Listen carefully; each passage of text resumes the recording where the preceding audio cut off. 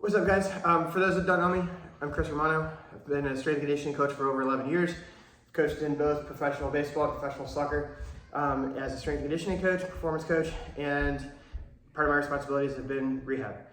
So I've gotten a lot of questions lately from soccer parents and baseball parents on knee injuries and ankle injuries. So I want to address a couple ways at home without equipment that you can lower your risk of injury and lower the risk of severity of the injury.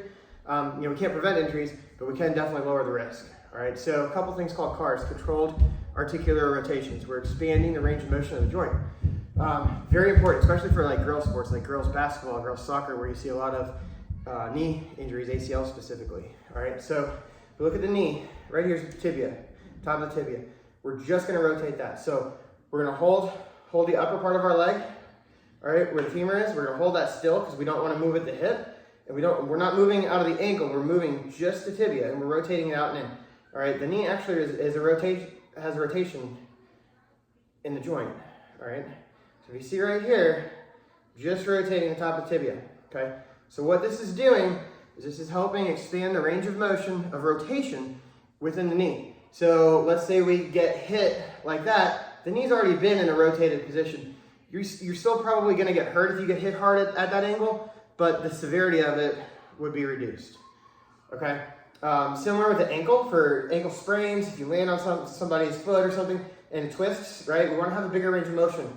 So with this, we're just gonna make as big of a circle in each direction as we can, all right? And these are for healthy athletes to do, all right? Not for injured athletes to do, all right?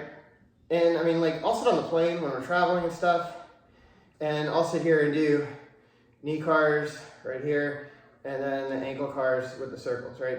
It's very important with both of these that you get the full range of motion of the joint, right? So you're going to the full end range. Over time, very microscopically, over time, you're gonna slowly expand that range of motion, okay? Now, if you're rehabbing an ankle injury, let's say, all right, this thing called Pails and Rails, all right, it's offered through FRC, which is functional range, where we're gonna basically put the ankle at an angle and we're gonna apply force in and then we're gonna retract without actually pulling up, all right? So a slant board would be ideal for this. I don't have a slant board here at home, so we're gonna use a kettlebell because the handle will work very similarly, all right? So we're gonna, let's say I had an ankle sprain where I landed on someone's foot, rolled it like that, all right? Let's say the athletic trainer or orthopedic or whoever you've gone to see has cleared you to start activities again. This is a great exercise to help strengthen it in that position. All right, so we're gonna stand here, and I'm gonna slowly put pressure down on this ankle at the angle. All right, so maybe I'll start at like 60%, all right, build up to 70%, and then over time I'm building up to 100%, okay? Now, the reactive part of it, or the regressive part of it, is I'm gonna be pulling up. So I'm trying to pull this kettlebell off the ground with my foot without my foot leaving contact, all right? So you're not gonna really see much on this video right here. I'm kind of using all of these muscles here throughout my leg to try to pull up, all right? So it's regressive. So progressive is pushing down, regressive is pulling up. And we're training an ankle to be able to produce force and be under a load in that position, all right? Let's say you turn it the other way, right? Works the same way, all right? Slant board, kettlebell, anything. Pushing in at this angle here, all right? And then I'm gonna pull out, everything going out that way. All right, now, with my healthy athletes, I'll include this stuff in their warm-ups, sometimes, maybe once or twice a week, all right, if we're practicing every day. Injured athletes, it's in their rehab program, all right?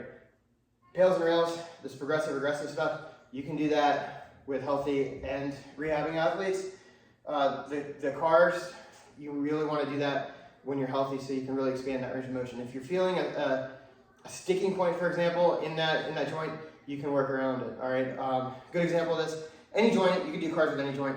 An example of this is I had rotator cuff surgery a couple years ago, so I don't have a full range of motion the way I used to when I was with Team USA in my left shoulder, okay? So if I'm gonna do a shoulder cars, just to show you guys an example here, turn around and do it this way so you can see it better.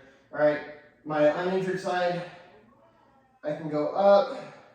Now I'm going to rotate around, and I'm going to continue to come back. Okay, and then I'm going to rewind it,